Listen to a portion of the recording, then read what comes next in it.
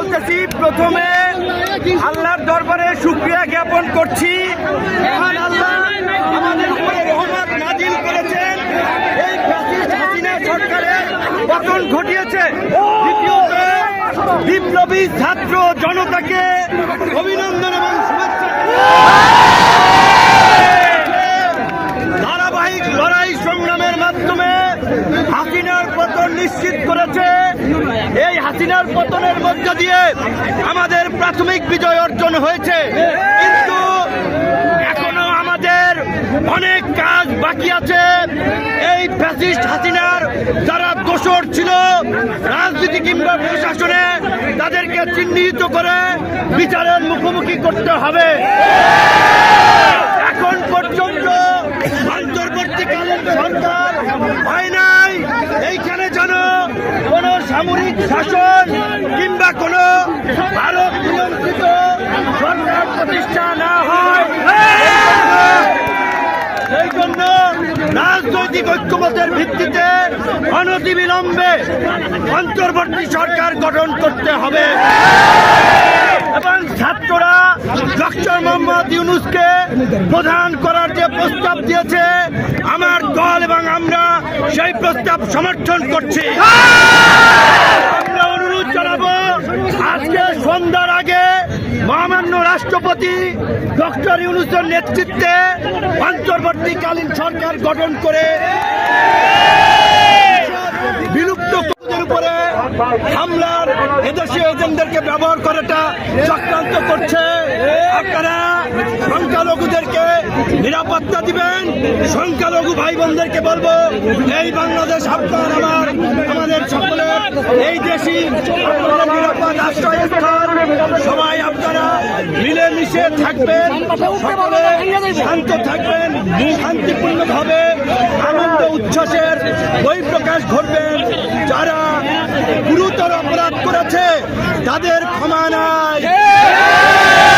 TV কার্যালয়ে আমাদেরকে গরু ছাগলের মতো ঝুলাইছে। হারুনের নেতৃত্বে এডিসি শাহীন শাহ, যুগ্ম কমিশনার খন্দকার নুরুন নবী সহ যারা, তাদেরকে অবশ্যই বিচারের মুখোমুখি। আমি বলেছিলাম, লজ্জায় তারা বলেন নাই। জামাতের সেক্রেটারি জেনারেল থেকে শুরু করে ফুটবলার আমিনুল ভাই, নীরব ভাই, বিএনপি জামাত বিরোধী দলের নেতৃবৃন্দকে গরু ছাগলের মতো পিটাইছে। প্রশাসনের মধ্যে এই দুর্বৃত্তদেরকে চিহ্নিত করে অবশ্যই চাকরিচ্যুত করে জেলে ভরতে হবে।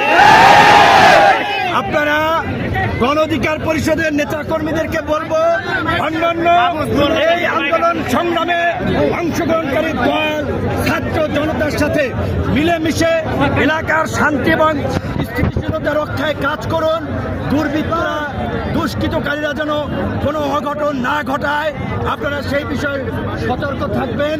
আমি আমাদের রাজনৈতিক কার্যালয় পল্টনে গিয়ে আপনাদের সাথে শান্তিপূর্ণভাবে দেখা সাক্ষাৎ করে বাসায় যাব।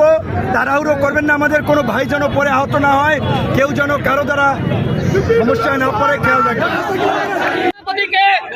আজকে জামিন দেওয়া হয়েছে। আমরা বলতে চাই, শুধুমাত্র জামিনের মাধ্যমে এই ধরনের নেতা কর্মীদেরকে মুক্তি দিলে চলবে না। তাদের নামে যে মামলা দেওয়া হয়েছে, এই মামলা অনতিবিলম্বে প্রত্যাহার করতে হবে। সাথী বন্ধুগণ, আমরা গতকাল মহামান্য রাষ্ট্রপতির সাথে সংলাপে বসেছিলাম। আমরা আহ্বান জানিয়েছি, অনতিবিলম্বে অন্তর্বর্তীকালীন সরকার দিতে হবে এবং এই অবৈধ সংসদকে বিলুপ্ত ঘোষণা করতে হবে। যদি এই সংসদ বিলুপ্ত না করে আরএমপি ১/১১ বানানোর ষড়যন্ত্র করা হয়, ফখরুদ্দিন মঈনুদ্দিন বানানোর ষড়যন্ত্র করা হয়, বাংলাদেশের জনগণ সেটি মেনে নেবে না। আমরা এই মুহূর্তে আমাদের সভাপতিকে নিয়ে আমরা পল্টনে যাব।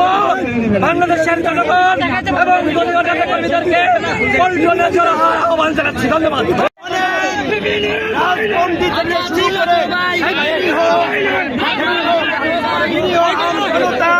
কারাবন্দী আছে, অনতিবিলম্বে নির্বাহী আদেশের মাধ্যমে তাদের সকলকে মুক্তি দিতে হবে।